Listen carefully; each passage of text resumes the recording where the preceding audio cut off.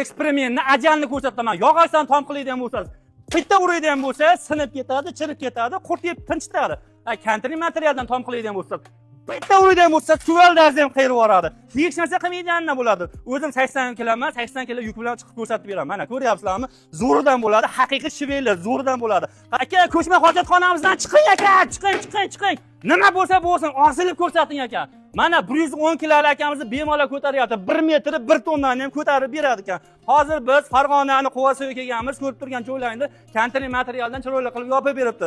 Sizda propanda tommi, metanda tommi, qo'yxona, molxona farqi yo'q. To'yxona aytgan narsalaringni, tomlaringni, ya'ni konteyner materialdan chiroyli qilib yopib berar ekan. Narxlari 1 kvadrati 150 mingdan 250 ming so'mgacha bo'lar ekan. 150 mingli varianti mana bunday zdaniyalarga konteyner materialdan yopib berish 150 mingdan ekan. 250 ming bo'ladigan bo'lsa, noldan stoykalarni qo'yib berar ekan akalar. Aytilgan narxlarning ichida shiferni, tunikasini olib beradigan bo'lsalar, qotirib berar ekan, kraskasini olib beradigan bo'lsalar, arzimagan sumga kraskalarni ham qilib berar ekan. Xizmatlar butun O'zbekiston bo'yicha ekan. Bizning kanalda nomini eshitsalaringiz, skidka zo'rlari bor. Oldindan 70% to'lov qilasiz, bitgandan keyin qolgan 30%ni berasiz.